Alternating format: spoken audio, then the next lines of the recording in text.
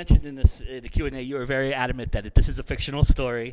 And while it's completely fictional, though, it does have truth into history, right? I mean, it's based at a time period, at a time when events actually did occur like this in Tijuana. So I'm kind of curious to know how much, you mentioned you did a ton of research, but how much did you, how important was it to be authentic and really, really capture a real life moment like this? Or was it more that you were looking to just kind of make it a setting and have the characters be the storyline? For me, so it's very essential to be authentic. Yeah. We weren't over sensationalizing the wealth or the glamour of that time. That is exactly how it was between 1920 and 1933 during U.S. Prohibition and while gambling was legal in Mexico. Part of the motivation to make this project is to reframe in people's minds their image of Tijuana, and this is an opportunity for us to talk about why Tijuana formed, which was in response to U.S. Prohibition, right, and reframe history of this relationship between Tijuana and Mexico and the United States, but lens through the Mexican perspective, and sort of our objective is to travel through the decades, very much like Peaky Blinders or Downton Abbey, right, and unpack and unfold historical aspects that truly did happen. And we use our characters as a device and mechanism with which to reveal that history. Nice. So authenticity is really important, although our story is fictionalized, right, but inspired by David's great-grandparents. right, yeah. Yeah, he was the chief of police of Tijuana. Right. My grandmother used to tell me these stories, and I didn't even believe it was about her. I go, wow, those are cool stories. I go, it couldn't possibly be you, until I seen the photograph, and I go, my goodness. It was a Cinderella story, really, in real life, but that's why fictionalizing it is the better alternative. Yeah, nice. For the actors involved in this, knowing that you're going to be playing somebody from the 1920s, but you are playing a fictional character, in your process, do you look at how the mannerisms and the dress and the way the style was of the time first, or do you go for what's emotionally available and then work from the inward outward? So I guess everyone's different. For me, I always go for the character first. So in any time period, whether a world is fictional or magical or real or whatever, a person is still a person. Right. So they still have feelings, they still have emotions, they still have to figure out how they're gonna navigate their world. And for Carmen especially, she's someone who has a plan for everything. So she knows everything 4 steps before everyone else does. Yeah. And she knows exactly what she's going to do. And so for me, that was the most important thing with the character. It was getting that essence of her. And I mean, Mary-lyn and I met to discuss sort of what is Carmen, what are the most important elements about her. So that came first. And then as for the time period, we had an amazing wardrobe team who just knocked it out of the park. Your faith in them to kind of dress really you did. Yeah, they just put the dress on me. Yep. Nice.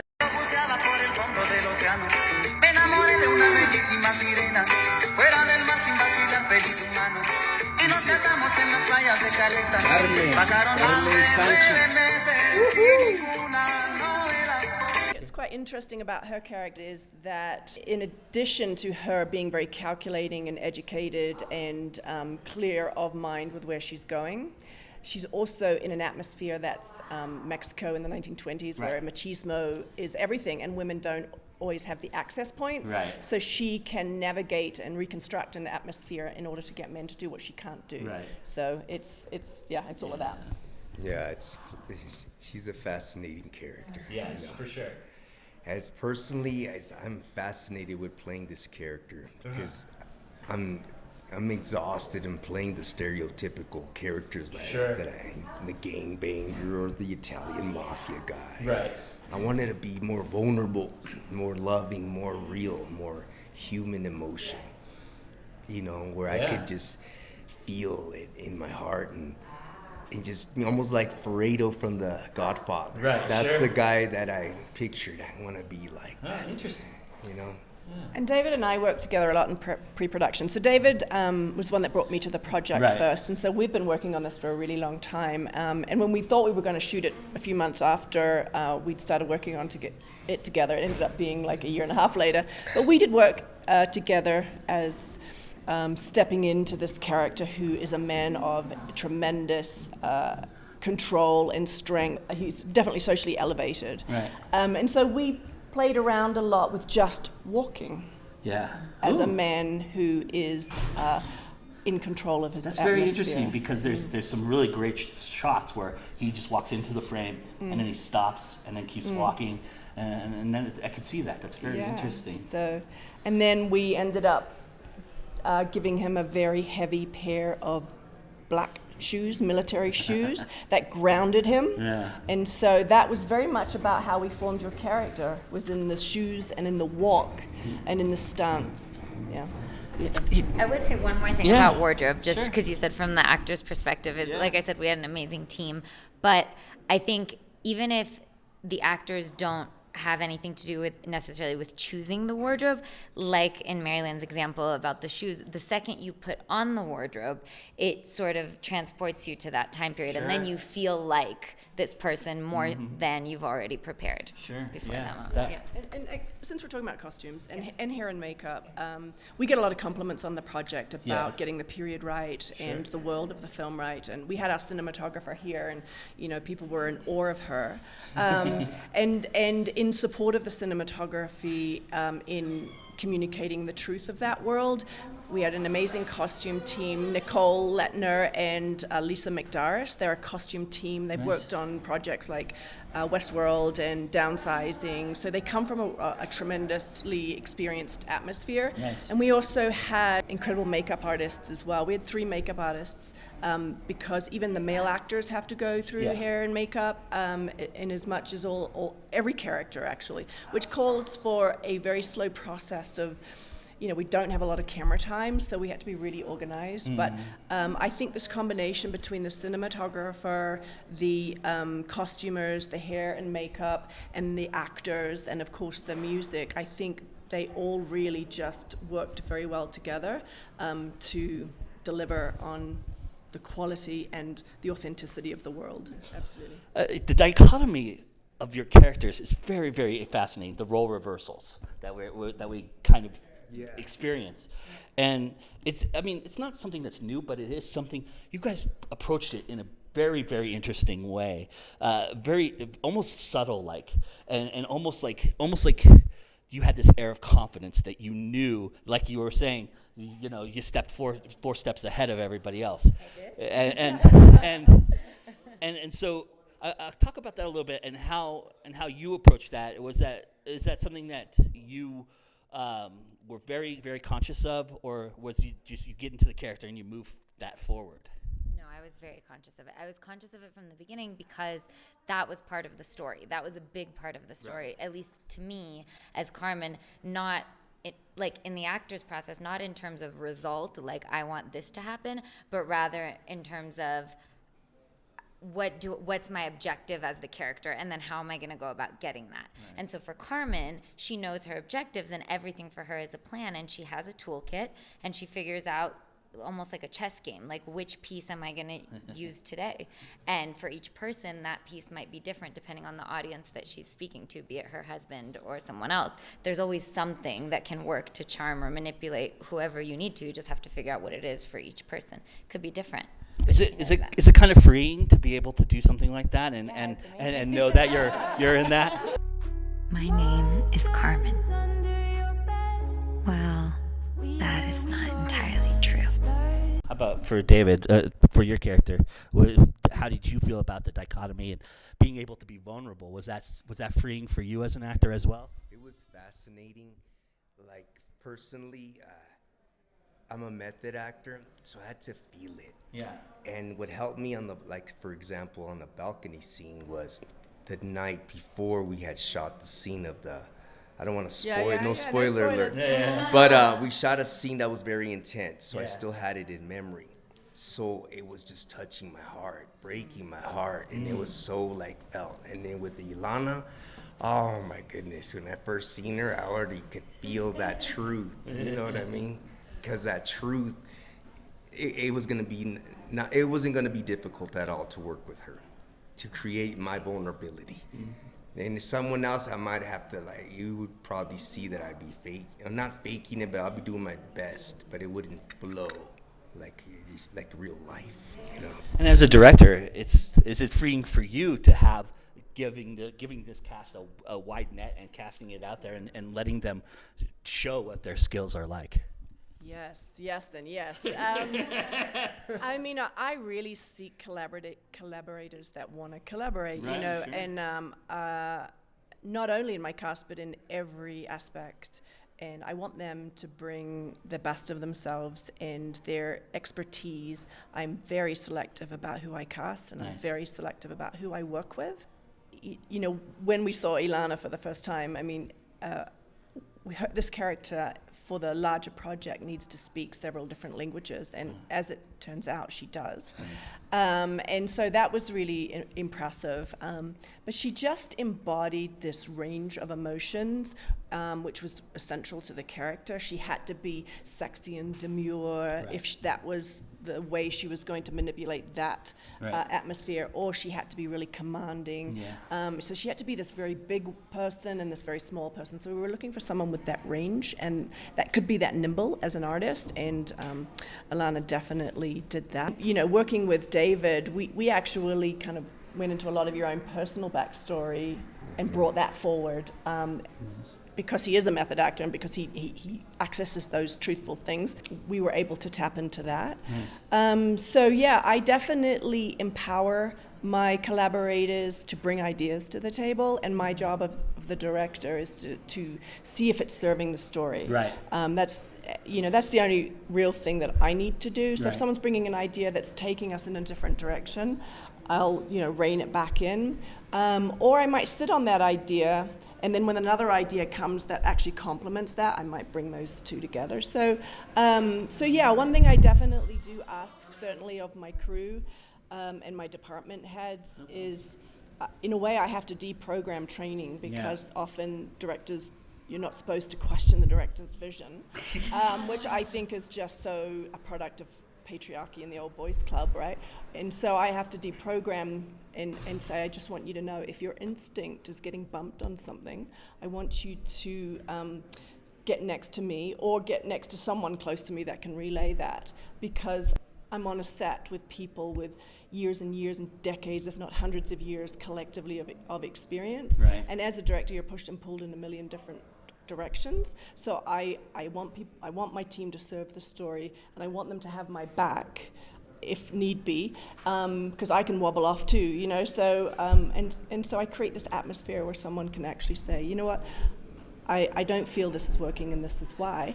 And I haven't, let's talk about ideas about how to. And it shows because it shows a comfort level, and that's very apparent on the screen, Talk about the decision, speaking of languages, to go fully into Spanish. Was that to lend to its authenticity, or was there a deeper meaning behind that?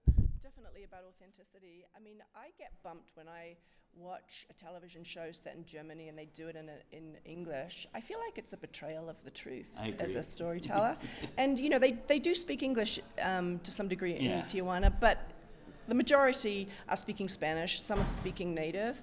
And David and I worked on a project together, which is where we met, called Debris Escombros, and it was about child refugees escaping Central America in their first 2 days in a detention center. And I shot that in 2015, long before the child separation policy of our current administration. I chose to do it in Spanish because it would have been really bizarre to have done it in English, right? And so that's why I think David and I naturally, we both were right from the get-go, this has to be in Spanish, and we're not going to compromise on that. And as we move forward, and that's because we had created a project together already in Spanish, which is why he thought I was capable of doing this project. And so, it's always about authenticity and the truth. And as we move forward, we're really hoping to find a producer and a network and a production company who gets on board with that. And I think Netflix is leading the way with subtitles on television and stories from outside America. You know, I mean, I grew up watching British television, and we studied, my cinematographer and I studied like The Crown and Peaky Blinders and Downton Abbey as we prepped for this. And in fact, it's a very sweet Ilana moment when my cinematographer and I were on set, and she was framed, and it was before, she was just waiting for the crew to do final touch-ups. And both Ludo and I looked at each other, and we said, oh, she's our queen from The Crown, because she just literally looked like Claire Foy with the blue behind her, and she was just and we were just like, Yeah. What has Carmen given you personally in your real life that you're going to take with you for the rest of your life? Oh, that's so personal. Okay. You don't have to answer it. No, I will. No, I want to. So, okay, for me, and again, acting is so different for each person. Right. But for me, I feel like every character that I've ever played, I feel like a certain love for them. Like I have to defend them, and so they're all like kind of in me. Like if someone were to ask me, it even happens to me sometimes. You know, someone says, "Oh, have you ever done blah blah blah?" And I'm like, "Oh yeah," and then I realize, no, I haven't. One of my characters has, but I feel like I have. You know, and so in that way, you know, I feel like I had a lot of similarities to Carmen going in, just naturally. And so if I'm going to take anything from her with me, sort of out of that, you know, I think I had a lot of that confidence going in. But what I would take with me is sort of, as Carmen, I felt like there is no possibility, the impossible doesn't exist. So like whatever I want, I may not have it now, but I can certainly figure out a way to achieve it, regardless of what society says or the rules are or the patriarchy or anything. It's just about figuring out a path. And so I think I took a little bit of that, like, well, there isn't really a no. And, you know, people say no, it's really more like a maybe. And when the door is closed, there's certainly a window, and then there's the back door. So there are always ways. It's sort of, that's what I would take away from her. And how about for you? What would Manuel leave for you? And I mean, this is really a personal story for you, so you probably already entrenched in all of that. But have you learned anything about yourself that you didn't know going into it? I was surprised at my vulnerability. I'm very happy about that. I'm like right on the edge of everything. Like, it's like I'm just grateful for this character because he's the one that provided that he cleared up the vagueness of that. So now it's crystal clear. I know how to get myself to that edge, and it really works well with your partner. Yeah. What do you all love about being indie? What do you love about the indie film world? Yeah, giving ourselves permission. We don't have to bend to other people or other agendas. Really, it's just like our way or the highway. And we hope to stay in this atmosphere as much as we can. Nice. Is it really self-gratifying to see what you've accomplished here and put on a screen like that, and really feeling like every blood and sweat and tear has been worth it in that respect? My heart is touched when people tell me they watched it and they loved it. It's not like my perspective. I want to know what you think about it, what you feel, how it touched you, and that makes me so happy and worth this long journey. I exceeded my own expectations as a filmmaker, and I always strive for that. And I feel like at the end of every film, I want to know that I worked outside of my comfort zone and I delivered above and beyond. Nice. And when I see this project, and because I was born in Fiji, raised in the Pacific Islands, I'm a girl from New Zealand, and I've been an immigrant all my life, and so to see something like that, I'm like, dang, that's really, did that come out of me? How did that happen? So I think that's the magic of it. I'm so incredibly proud of it. I'm so incredibly proud of the cast and crew, and everybody exceeded our expectations, and so that's kind of how we ended up doing it. It's guerrilla style. It's certainly not following the rules, but we're not rule followers anyway. Slamdance. So Slamdance style. It's There you Slamdance go. style. So, That's awesome. Yeah.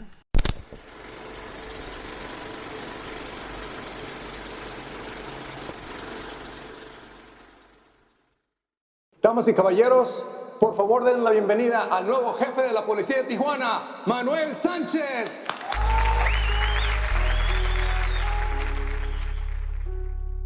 My name is Carmen. Well, that is not entirely true. ¿Qué hiciste?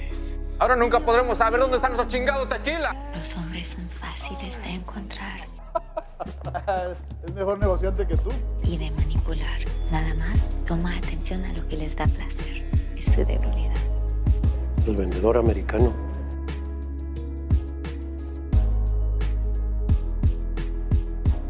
No one here knows about my past at all.